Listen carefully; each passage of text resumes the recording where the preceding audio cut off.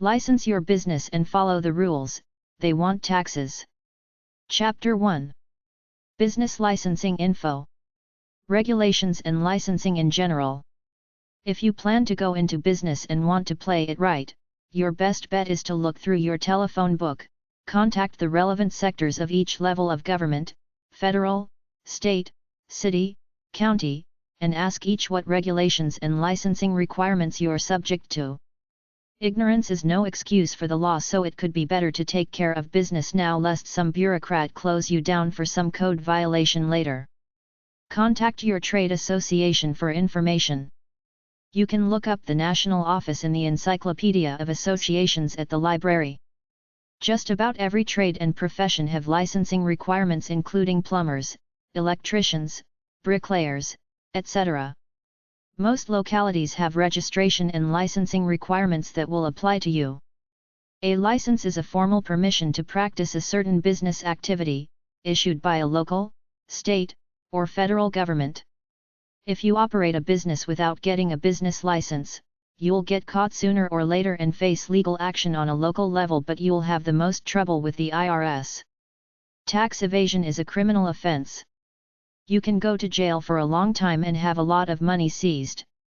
You have to show proof of a business license in order to open a bank accounts.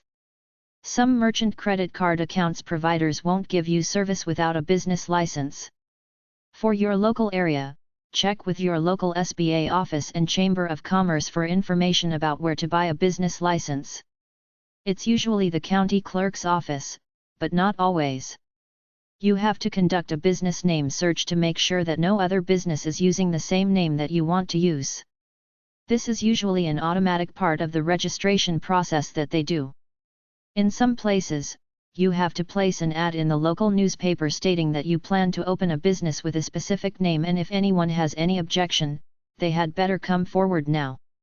Don't trademark your business name unless you build the business up to be a national to international company. A license may require some kind of examination to certify that the recipient is qualified. If you are going into a retail business and your state is subject to sales taxes, apply for a permit and number with the state franchise tax board or other proper department. Municipal, state and federal government business regulations can be extensive with things like noise, air pollution, health codes, land use, building codes, sales tax, employees, worker safety, consumer protection, product safety, customs duties, tax, trade practices, and payroll deductions. For any small or home business, the most extensive regulations will always be local, from the municipality where you live. They can be quite lenient or quite trivial. A lot depends on the nature of the particular bureaucrat you're dealing with and whether he likes you or not. He has certain rules he has to follow, but he can always choose whether to cut you some slack or tighten the screws. Bureaucrats can be a pain in the ass, especially if you try to tell him to shove his rules up his butt, then he will sock at you with the rule book. This is how it works in the real world. Some license boards will get personal about your proposed business, asking for a business plan and investigating your past criminal history, etc., possibly refusing you a license based on these grounds. Any business that sells or distributes food in any manner almost always requires a county health department permit. If your business falls into this category, simply call the county health department and invite them out to your place of business for an inspection. The fees generally range from about $25, depending on the size of your business when they first inspect it for permit approval. There are also a number of businesses that require inspection by a fire marshal. Just about every trade and profession have licensing requirements, including plumbers, electricians, bricklayers, etc. You will find that a great number of city business license departments are there solely for the purpose of collecting another tax. Depending on the type of business you're asking a license for, the building and zoning people may inspect your premises for soundness of structure and safety. Generally, you won't encounter any difficulties. You simply pay your fee to operate your business in that city and the clerk types your name onto a city license certificate. Relative to sales tax permits and licenses, each state's rules and regulations vary widely. The best thing to do is call your state offices and ask for information concerning registry and collection procedures. Many states require an advance deposit or bond, and you will find that some wholesalers or manufacturers will not sell to you at wholesale prices until you can show them your sales tax permit or number. Most states and some large cities have a sales tax which you will be required to collect on their behalf. You will have to go to the sales tax agency, fill out some forms, receive a sales tax reference number for your business, then proceed to collect the tax. The regulations are intended to protect the general public and prevent or minimize public nuisances and misleading business practices. There are two major types of municipal regulations: building and zoning regulations. Zoning regulations divide a community into four basic classifications: residential, commercial, industrial, agricultural. Each of these areas include further subcategories as residential single-family or residential multiple-family. Local government officials have to play a game of balancing commercial and resident interests. In many areas, residents don't care much, so commercial businesses are free to operate as they want, but there are often a few residents complaining about traffic, pollution, noise, etc., which is why many cities develop industrial areas where you can build your factory or your business and operate in peace. Local governments want tax money from commercial businesses but also want votes from residents, so a politician's lot is to please everyone, or at least try to. You, as a business owner, have a right to contact your local council member and ask him to help you out with a situation or organize a group of business people to get the law changed to suit your needs. Basic business paperwork info. The simpler you keep your paperwork system, the cheaper and easier running the business is for you. When you make a contract, keep it simple. There are free contract forms out there. If it's a big deal, hire a lawyer. Paperwork is necessary to protect yourself legally and financially. I've made verbal deals with people who later turned out to be trustworthy, but just as easily somebody can lie without paperwork and screw you. If you're turning cash over, get a receipt no matter what. Vendors often like to keep things vague until they present you with the final bill, which is usually high. Tell them you want a bill as they do work. If the bill is too high, say you want it itemized. When you start a business, there is a lot of government red tape and other paperwork you have to do, like the following: a federal ID number from the IRS, a fictitious name filing, the name you would like to register through your county or state licensing office. If incorporating as a corporation, articles of incorporation, shareholder operating agreements, stock subscription agreements, stock option agreements, stock certificates, a corporate seal, legal papers, non-disclosure and non-compete agreements, proprietary inventions agreements, legal agreement templates, intellectual property, financial papers, accounting records and backups, monthly financial statements, management paperwork, staff contact directory, standard operating procedures, SOPs, mission statement, business vision, backup of all business paperwork, paperwork if you want investors, private placement memoranda, PPM, business plan, business presentations in PowerPoint and Flash videos so prospective investors can watch it on a DVD, merger agreements, asset purchase agreements, miscellaneous, company name and slogan, website name, logo, website content, business card templates, contact management system, sales pitches, flyers, company literature, letterhead/form letter, real world, and email. Regulations and licensing, local government. When any business takes on a name other than the owner's real name, this name is called either an assumed name, fictitious name, doing business as /DBA.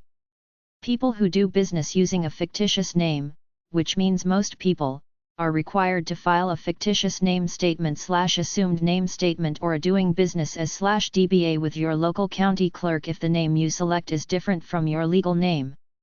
The filing form is simple and requires a modest filing fee. Your DBA registration will usually be recognized for 10 years.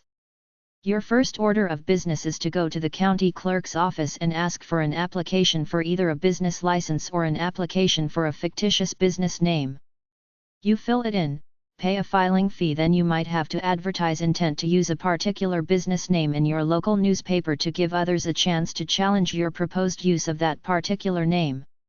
If no one contests it and the clerk doesn't find a similar business name in his search, you're given the right to use the name. Your bank may want to see a copy before you can open a business account. LLCs, corporations, and partnerships don't need to file for a DBA unless they're doing business under a name other than the legal name of a business. They file through the State Department of Corporations. Many businesses, particularly food service, have health and safety laws. Contact the local Department of Health to get information about the regulations you're responsible for. Some health departments have inspectors which will come out and check your establishment to see that it conforms to the health regulations, for example, a good quality sink, separate sinks for cleaning dishes and washing hands, etc. Any business that sells or distributes food in any manner almost always requires a county health department permit. If your business falls into this category, simply call the county health department and invite them out to your place of business for an inspection. The fees generally range from about $25 to $100, depending on the size of your business when they first inspect it for permit approval. There are also a number of businesses that require inspection by a fire marshal and fire department approval. Generally, these are those that handle flammable materials or attract large numbers of people, such as a theater, restaurant, and a nightclub, accessible exits/fire escapes. The local fire department has to be allowed to inspect your premises whenever they want to. There could also be a requirement for an air and/or water pollution control permit. These specifically apply to any business that burns anything, discharges anything into the sewers or waterways, or use any gas-producing product, such as a paint sprayer. Check on local regulations relating to advertising display signs. Each municipality makes its own rules and then enforces those rules according to its own thinking. Go to City Hall or County Hall to check to see that the building you're doing business in is in a proper commercial zone for that purpose. Many cities are stringent, for example, on the amounts of pollution emission from a chimney or something like a tavern near a church on some moral grounds or things like that. The commercial building inspector can give you the regulations regarding fire codes, plumbing, heating, electricity, whether you're allowed to build additions, extent of manufacturing, noise levels, etc. He may require that you do some work on your building before he issues a certificate of occupancy. Home businesses, whether registered or not, are rarely bothered if no customers show up at the home, either a service or mail order business, therefore there is no extra traffic on the street and it just looks like an ordinary home with no signs, no commercial delivery trucks constantly showing up, no stockpiles of product in the yard, no noise pollution, etc. If through your research you discover that the home business you are planning would violate the zoning code, there are several possible ways to proceed. You could ignore it. You might wish to check with an attorney who specializes in zoning law to look for a legal way around the regulation. You might decide to apply to the zoning board for a variance or exception. Or you may be able to change your business enough to make the operation fit the law. If the regulation makes businesses that employ people other than the owner of the home illegal, maybe you can have employees take work to their own homes. If your business will create too much traffic, consider another strategy for product distribution. If your business will create too much noise, maybe you can soundproof your house. You could even go activist and try to change the law. You might find other entrepreneurs who are also interested in submitting a change in the regulations to the zoning board. Go to meetings of the board and try to identify the person who appears most active and most sympathetic to your position. In the unfortunate and unlikely event, most zoning officers don't have time to chase people who aren't bothering anybody, that you are issued a cease and desist order, you should file an appeal immediately with the appeals board, if you interpret the regulations differently than they do, or submit a change in the regulation to the zoning board to allow your business, which may enable you to continue to operate without fines until the board reaches a decision. You may need a lawyer if you are not entirely familiar with the regulations and the workings of the board. Zoning regulations generally allow quiet, non-polluting, low-traffic kinds of home businesses. Most neighborhoods will adopt a live and let live attitude if you keep your premises neat and quiet and don't create traffic and parking problems. There are two ways to keep up with zoning legislation in your community. One way is to read local newspapers, especially the business section and the local or neighborhood sections. Be sure you notice local items about such things as proposed subway stations or the county's plan for revitalization. Changes like these could eventually influence zoning in your area. The other way to keep abreast of trends and zoning issues is to join the local chapter of a business group or the local chamber of commerce in order to hear the latest local issues discussed while you make useful contacts. Consider other factors like insurance requirements, blue laws, when the business can be open or closed, garbage disposal, eyesore laws, issuance of credit, use of chemicals, standards, packaging, licensing vehicles, etc. All of the above conditions are merely general possibilities. In some places like big cities, regulation is stringent, in some others, like a rural county somewhere, regulation is virtually non-existent or not enforced anyway. It's your choice and judgment to take it as far as you want, but if you miss something now, the bureaucrats may come down on you later. A bureaucrat always covers his butt before giving you a break. The stringency of government rule enforcement varies with the locale. In some areas, they don't care much as long as you pay them a licensing fee. In other areas, like large cities with conservative people who complain about anything new or tourist-type towns which want to look nice for the tourist dollar, you could be hounded by an inspector if your signs are too big, if your home business appears too commercial for the residential area, etc. In general, people don't care if you run a home business as long as your house doesn't look like a business from the outside. That means no commercial signs or the tools of your trade laying around. I knew one guy who operated a snowmobile repair shop out of his home with maybe half a dozen ski-doos parked in his driveway and yard. Somebody didn't like the noise of starting the engines all the time or the look of the place, so they complained. Some inspector came up and wrote him up a citation for unsightly premises and things he had to do to bring his place up to code. Even though a lot, if not all of this legalese and paperwork seems like a bunch of crap to you, designed to earn the government money, the truth is that some basic standards and some things help protect the consumer from unscrupulous business owners, and also, if you get caught for not playing by the government's rules, some little tight-assed bureaucrat can get you in a lot of trouble if he or she wants, so if you play their game, at least you're covered in this respect. Some jurisdictions want you to purchase a license/permit one time for the entire time you reside in your home, while some jurisdictions ask that you renew the permit/license yearly. Be specific when relaying the type of business you want to operate, because many municipalities have different permits for specific home businesses. A health inspector may need to ascertain whether your septic and water systems can accommodate the increased demands that production and customers will place on them.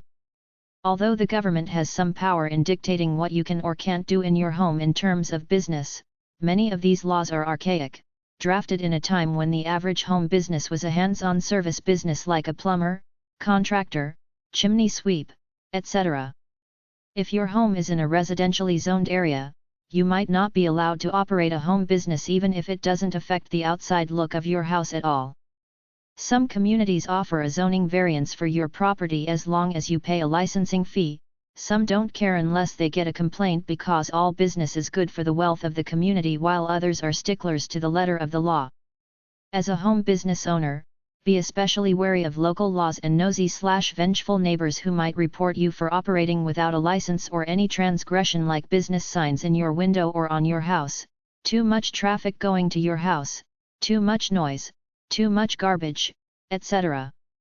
As long as you keep quiet about working from home, even if there is a rule against doing commerce at home, most people don't care as long as you don't bother them with your work. Imagine the guy with a firewood business in the city who gets logs dropped in his driveway, then uses the chainsaw to cut them up. This will irk someone who will call the city inspector. If they ever charge you with a violation of a home business law, you could set a precedent by challenging them and winning, thereby striking down the law. Your best bet is to call up your municipal hall and ask them where you can see the regulations regarding the operation of a local business. They might be on the local government website. If your home business doesn't meet their codes, either adjust it so that it does or apply for a variance, which is a motion to disregard the law in your particular case because it won't disrupt the neighborhood or it would cause such hardship that you wouldn't be able to run a profitable business. Local/municipal. Building permits, building codes, electrical, plumbing, sewage, fire, etc. Local business permit. Zoning bylaws which cover location, commercial versus residential, noise, pollution, eyesore, parking, retail sales, etc. Health regulations, food safety, removal of waste, washing hands, wearing hairnets, etc. Business taxes. Property taxes. School taxes. Water taxes. Businesses frequently subject to state or local control are retail food establishments, drinking places, barber shops, beauty shops, plumbing firms and taxi companies. They are primarily service businesses and are subject to regulations for the protection of public health and morals. Think twice about the liabilities of operating without proper licenses and registrations. If you begin to advertise or are fortunate enough to make the news in some way, you will probably hear from a local official. You will pay with embarrassment, time, and money if your business is not properly licensed. If you find legal regulations, permits, and licenses confusing, make sure you find some way to get the information you need to operate legally. Get help from your lawyer, accountant, business partner, or even your local librarian. To find the local office of an occupational or professional licensing board, check your local telephone directory under the headings of licensing boards or professional associations, or look for the name of the individual agency. If you need help locating the right office, contact your state or local consumer office. Businesslicenses.com, get all your state and local business licenses and permits online. Regulations and licensing, state government. Before you open for business, check with the state government business office to find out about the licenses and permits you will need to operate within the law, if any. If you're running a home business, check to see what kinds of rules and restrictions there are, if any. Your business name must be registered and a sales tax number must be obtained. Separate business telephone lines and bank accounts are usually required. If your operations are intrastate, you will be concerned primarily with state and local, rather than federal licensing. You will have to add the taxes to your customers' purchases and pay the proceeds over to the state periodically. Some states require a nominal deposit with your application. Your various suppliers will need your permit number for their files before they will sell to you. Persons entering into certain kinds of business will have to obtain an occupational license through the state or local licensing agencies. Some of these licenses require mere payment of a fee, others have standards, safety, cleanliness, fire code, etc., requiring proof of competence and/or skill level.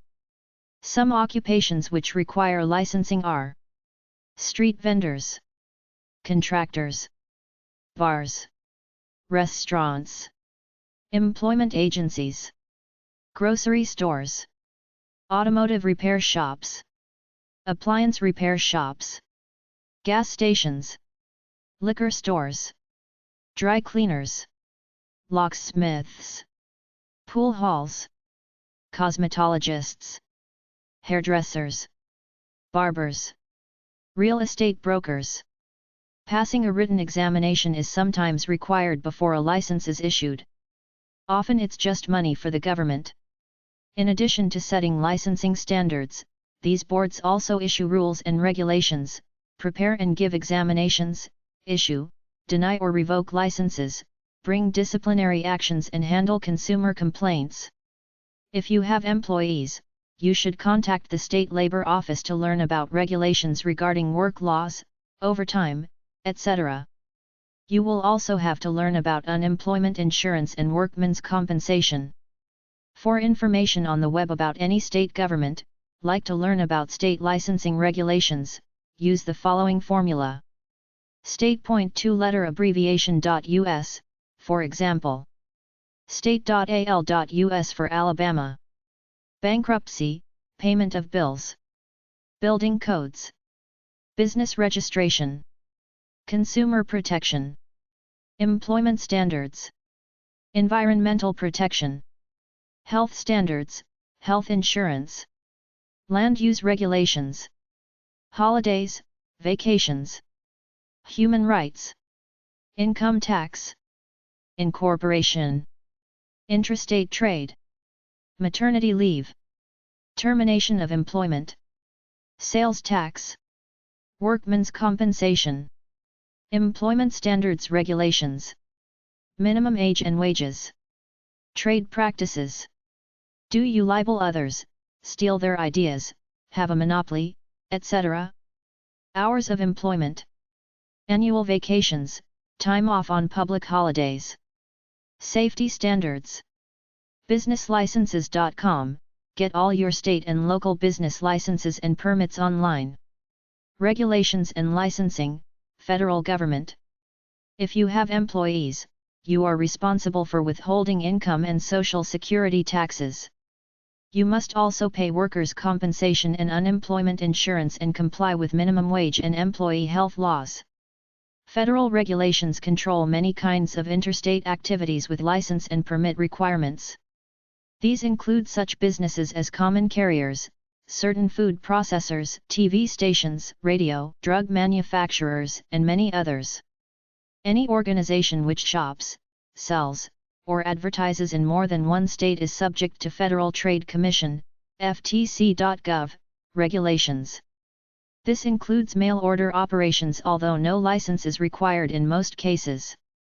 Any firm distributing food products, including restaurants, is subject to permits and periodic inspections.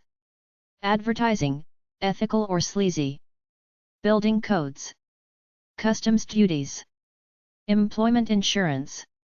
Employment standards. Energy usage. Environmental laws. Export/import laws. Hazardous wastes.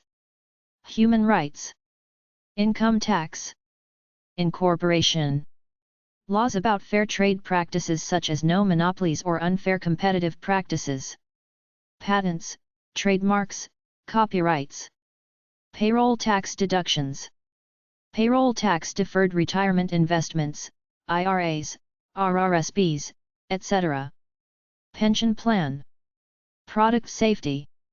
Sales tax. Businesslicenses.com, get all your state and local business licenses and permits online. FTC.gov, information about federal licenses.